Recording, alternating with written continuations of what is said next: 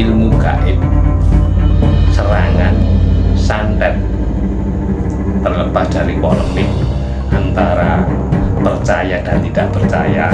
Di sini saya bagian yang percaya, karena pada tahun-tahun itu saya sendiri dan kakak saya mengalami hal berupa serangan santet dari seseorang yang belum saya ketahui sampai dengan sekarang. Bukalah telur itu, ternyata telur yang ada di tempat tirisan yang buat meniriskan telur itu, semua telur yang matang, semua telur yang sudah digoreng dalam kondisi hangat dan panas, semua penuh dengan belatung. 3 hari kejadian lagi dengan kondisi yang sama, cuma perbedaannya di sini. Perbedaannya di sini, kita gorengnya nggak karena nggak berani banyak kan, karena kejadian trauma dengan hal yang kemarin. Kurun waktunya itu 5 menit lah, 5-10 menit sampai setengah jam. Terus keluar belatungnya banyak, bukan satu loh ya, banyak banget. Setiap kita buka satu itu belatung, buka lagi bawahnya belatung, bawahnya lagi belatung. Ada 20 telur goreng, telur dadar goreng itu penuh dengan belatung.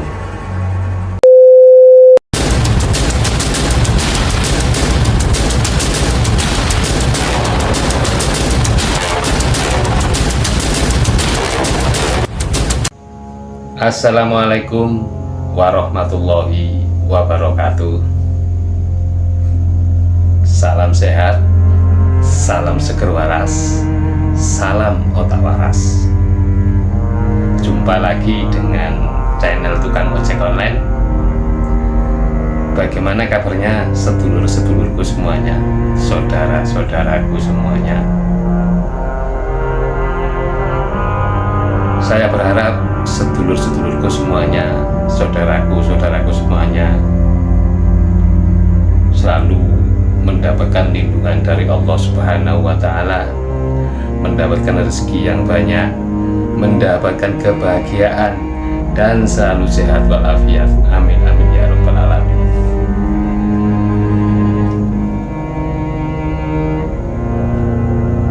Untuk kali ini saya masih akan menceritakan sebuah kisah misteri. Kalau untuk cerita sejarahnya saya pending dulu. Saya masih akan melanjutkan kisah-kisah misteri yang terjadi pada diri saya sendiri atau keluarga saya. Kalau yang kemarin saya menceritakan tentang penculikan yang dilakukan oleh Gandharwo atau Gondorwo. Kali ini saya akan menceritakan sebuah kejadian yang pernah terjadi pada diri saya dan keluarga saya di tahun 2003 2004, pokoknya sekitaran antara 2003 atau 2004 sampai dengan 2005, sekitaran di situ.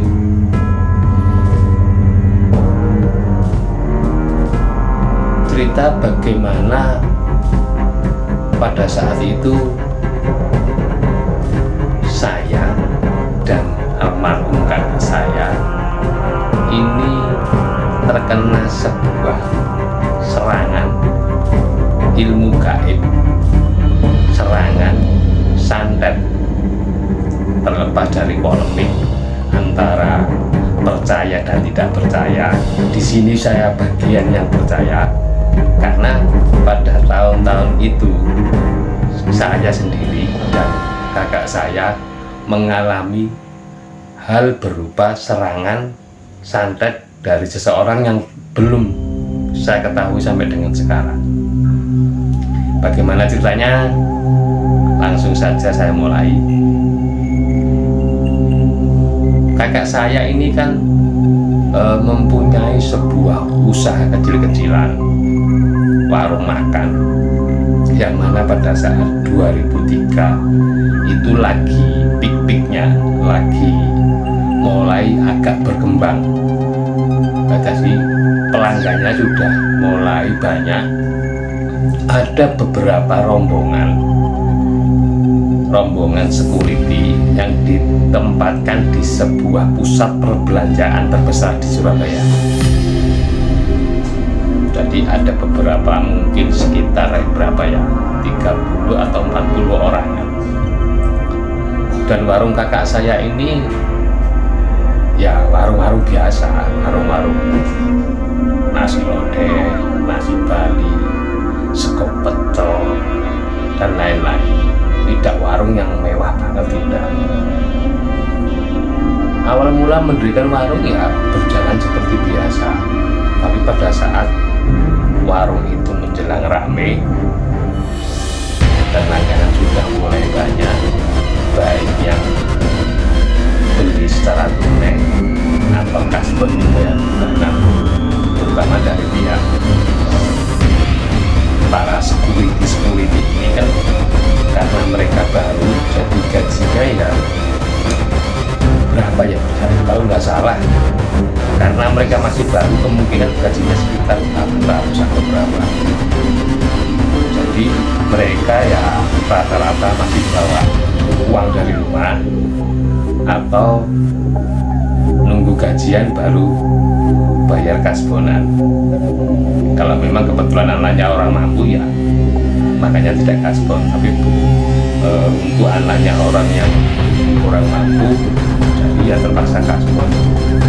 Hingga pada suatu hari ya sekitar mungkin jam 5 sore menjelang maghrib, ini kan kebiasaan dari para security ini tadi dan para pekerja bangunan yang menginap di proyek, menjelang maghrib itu mereka pada makan malam.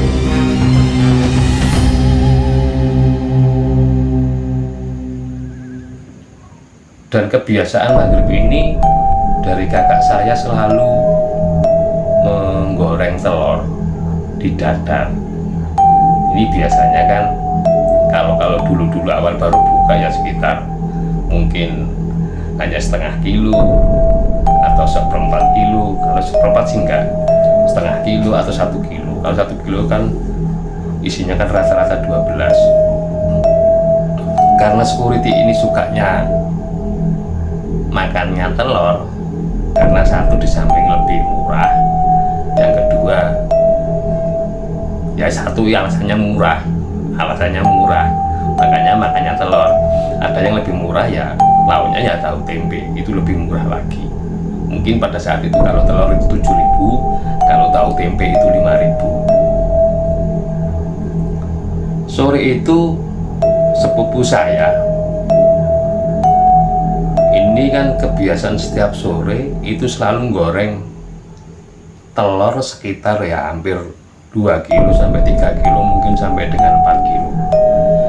Karena setiap maghrib itu selalu rame sampai dengan jam 7 sore, jam 8 sore itu rame banget. Jadi daripada kewalahan, akhirnya gorengnya ini diperbanyak.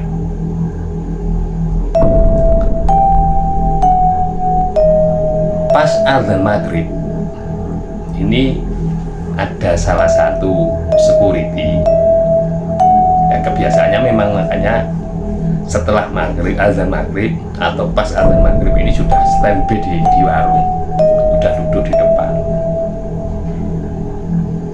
Nah, sepupu saya ini ya lagi gorengin telur ini tadi di dadar ini tadi.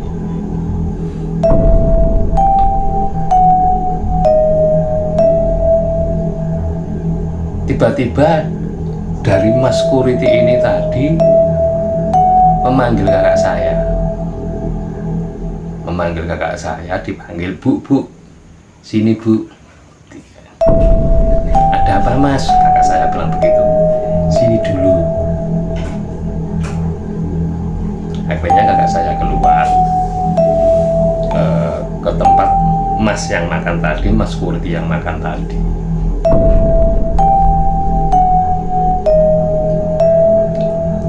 Nah, mas security yang makan tadi ini memperlihatkan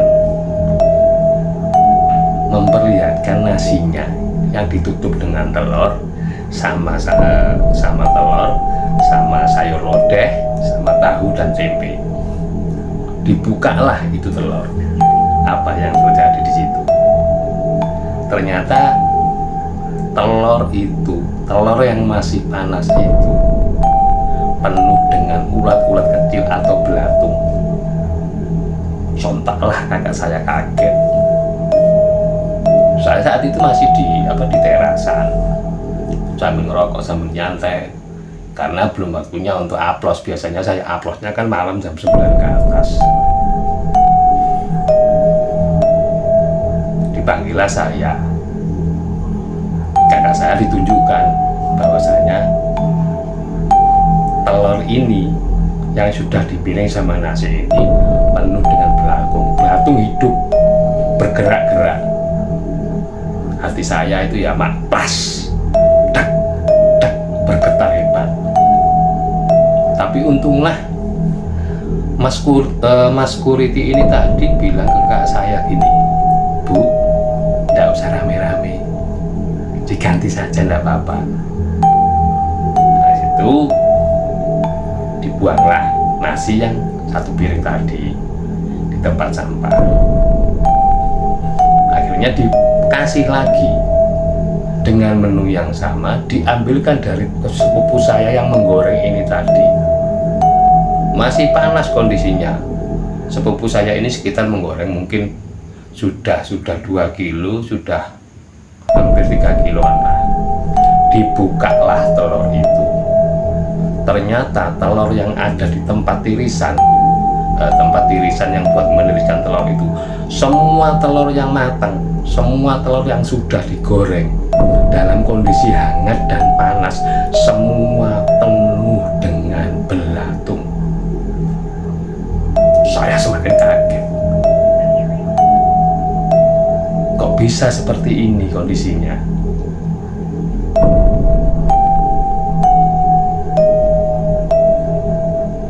Semua orang rumah ya shock lah. Karena apa? Bukan satu, memang eman duitnya. Kok bisanya telur sebegitu banyaknya? Akhirnya kok terbuang dengan percuma. Terus siapa yang ngerjain ini? Almarhum kakak saya yang cowok ini ya marah-marah, isinya marah, bangsat dan kurang ajar dan lain sebagainya. Umpatan-umpatan dan pisu-pisuan orang Surabaya itu keluar semua. Nah, kita mau menuduh siapa? Kita nggak bisa menuduh siapa-siapa di sini. Terus pada saat itu kebetulan saya juga punya kenalan orang yang linuwe, orang yang bisa ilmu penerawangan, bisa tahu hal-hal gaib. Katakanlah bisa dikatakan orang ngerti atau bahasa trennya itu ya dukun.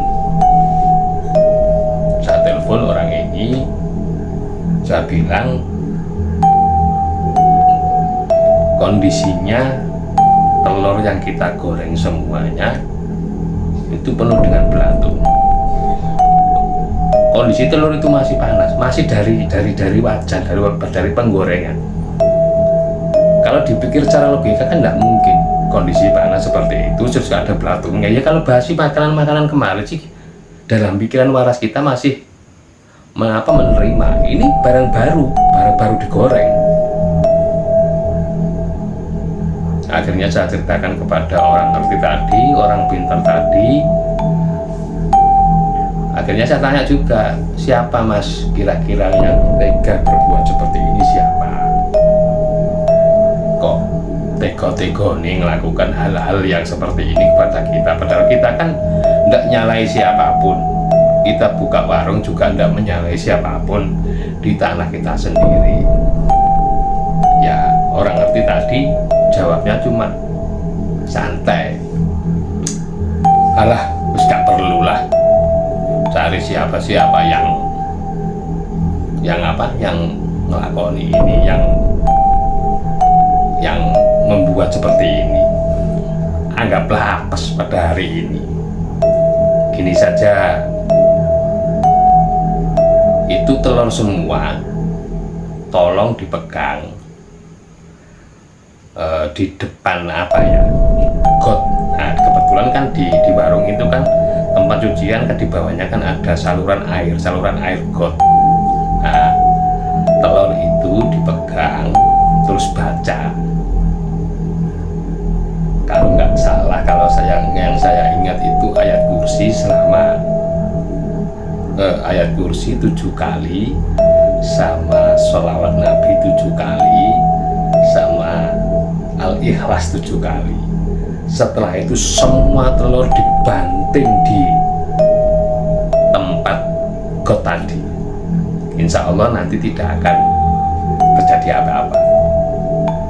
Insya Allah yang ngerjain itu malam ini selesai, malam ini tidak akan ngerjain lagi hantu-hantunya atau perewangan-perewangannya, insya Allah akan kabur. Akhirnya ya saya lakukan sesuai dengan petunjuk dari Mas yang paranormal ini tadi, Mas yang dukun ini tadi. Saya pegang semua dengan tangan 2. Kalau nggak salah telurnya itu jumlahnya hampir 20-an lah, pokoknya hampir mendekati 2 kilo yang digoreng ini. Saya bacakan ayat kursi 7 kali, sholawat 7 kali, Al-Ikhlas 7 kali. Setelah itu saya banting di got ini tadi.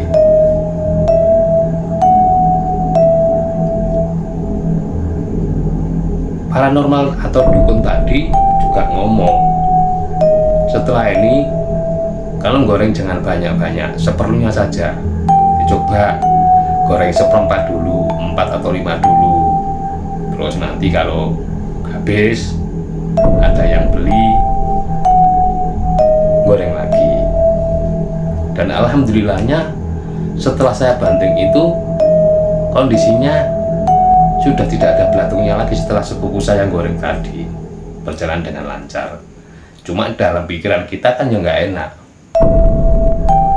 sama yang Mas Satpam tadi yang makan tadi kan kita nggak enak. Hingga terus malam itu berlalu, kita melihat kondisi besoknya. Berita ini tersebar apa enggak sih ke rekan-rekan security.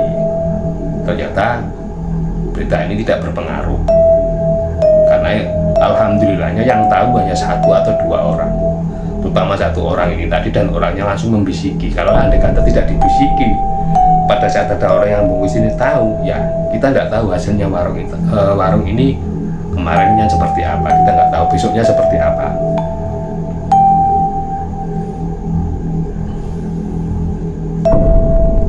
Akhirnya besok tidak terjadi apa-apa, tetap kita goreng dengan posisi yang sama.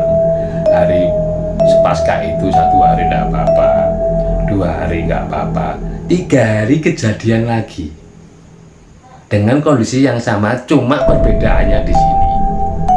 Perbedaannya di sini, kita gorengnya nggak karena nggak berani banyak kan, karena kejadian trauma dengan hal yang kemarin.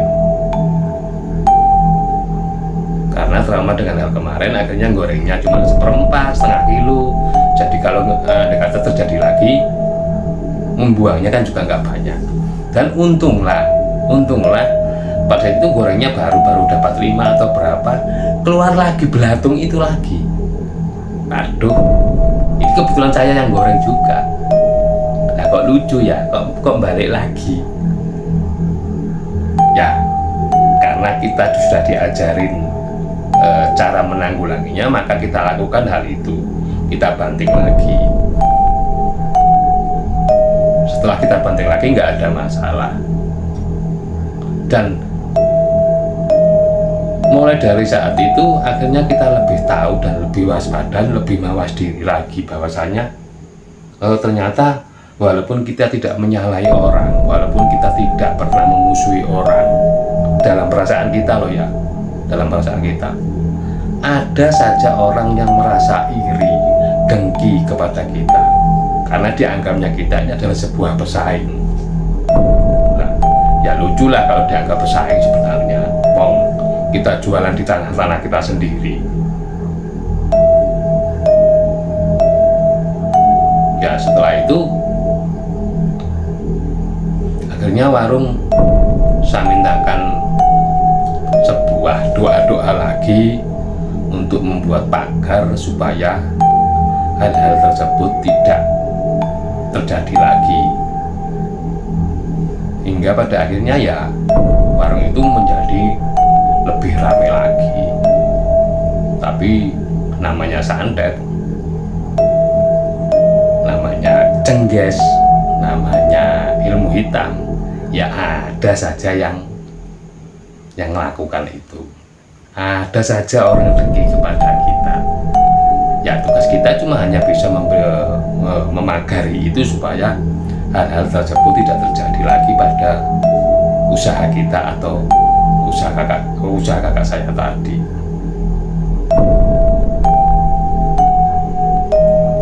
Itu baru sebuah sebuah cengges atau santet yang saya tahu. Percaya dan tidak percaya, saya sebagai saksi hidup, saya sebagai korbannya, dengan kondisi seperti itu ya mau tidak mau kan kita membuat kita itu lebih percaya lagi. Masa ada makanan yang turun dari wajan panas, dari penggorengan panas, dari minyak yang panas, itu keluar belatungnya dari mana? Dan andai kata ada pun mesti kan mati. Lah ini belatungnya itu kan gede-gede, sesapu-sapu, sekorek-korek, besar-besar dan gemuk-gemuk, kan ya sudah sangat tidak logis, sudah sangat tidak wajar. Dan andai kata orang ada mengatakan santet itu tidak ada, ya monggo, itu urusannya yang belum pernah ngalamin. Cuma saya sudah pernah ngalami hal itu, ya sampai dengan saat ini saya masih mempercayai tentang hal klinik atau santet, karena beberapa kali saya mengalami itu beberapa kali. Mulai dari yang makanan basi, habis menanak nasi itu nasinya langsung basi, habis masak ayamnya jarak 5 menit itu langsung remuk, langsung keluar lendir-lendirnya. Ini sudah ngalami semua. Ya intinya dari omongan saya ini bahwasanya kalau memang mau buka usaha ya memang harus pasang sesuatu, istilahnya pagar atau apapun, ya memang bukan sebuah keharusan, tapi bagi saya itu adalah sebuah keharusan. Karena apa? Jaga-jaga, namanya orang, ada yang syirik, ada yang dengki, ada yang merasa tersaingi, ada yang merasa takut tidak makan dan lain sebagainya. Makanya ya lebih baik sedia payung sebelum hujan daripada kedahuluan orang. Ya andai kata kita sudah sedia payung sebelum hujan kok ada hal-hal yang tidak diinginkan, anggaplah itu apes. Nah gimana caranya? Ya kita obati saja. Masalah kita pelakunya siapa, nggak usah diurus, I don't care, pokoknya biarkan saja. Tidak harus membuat otak kita itu berpikir-pikir, menerka-nerka dan menebar sebuah fitnah, jangan. Ayo coba kita mikir sama-sama. Barang yang sudah matang dari penggorengan diangkat, ditiriskan, keluar belatungnya. Nah itu dari mana? Belatung dari mana? Sudah besar-besar. Ya kalau barang itu 3 hari 4 hari di tempat makan, di tempat di tempat sampah, keluar belatungnya wajar. Ini baru goreng dari penggorengan, kurun waktunya itu 5 menit lah, 5-10 menit sampai setengah jam. Terus keluar belatungnya banyak, bukan satu loh ya, banyak banget. Setiap kita buka satu itu belatung, buka lagi bawahnya belatung, bawahnya lagi belatung. Ada 20 telur goreng, telur dadar goreng itu penuh dengan belatung. Ya itulah uniknya hidup di Indonesia itu, ya seperti ini uniknya. Mau ndak mau, percaya ndak percaya, ya memang ada. Katanya ndak percaya itu kok kenyataannya ada, katanya percaya kok kenyataannya kadang ndak ada. Itulah sebuah teka-tekinya. Saya menceritakan ini bukan kok bukan kok harus orang itu percaya dengan adanya gaib, harus percaya dengan adanya santet, enggak.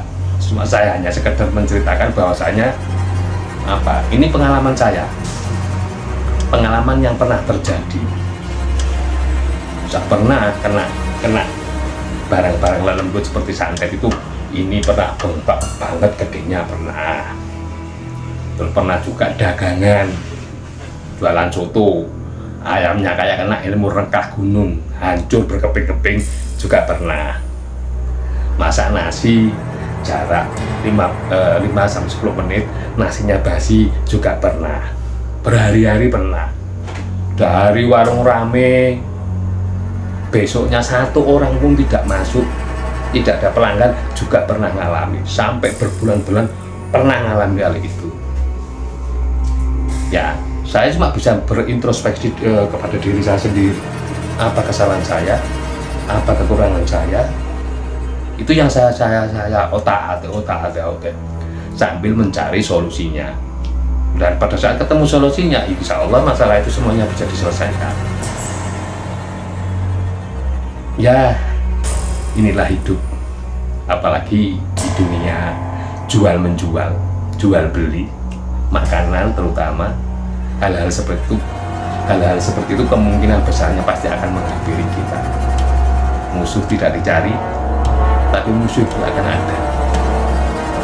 Berpikir positif, selalu berdoa, minta perlindungan kepada Yang Kuasa. Itu saja. Banyak-banyak berdoa. Mungkin cerita kali ini agak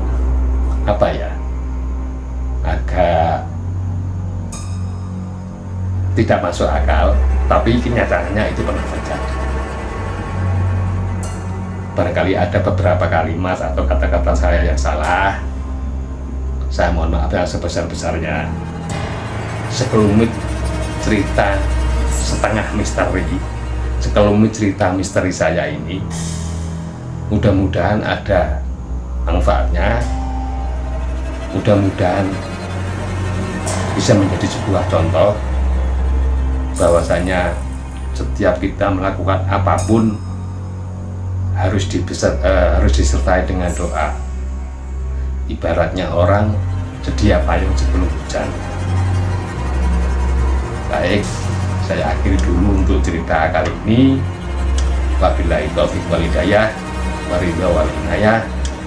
Assalamualaikum warahmatullahi wabarakatuh. Salam sehat, salam waras, salam utawaras, salam seger waras.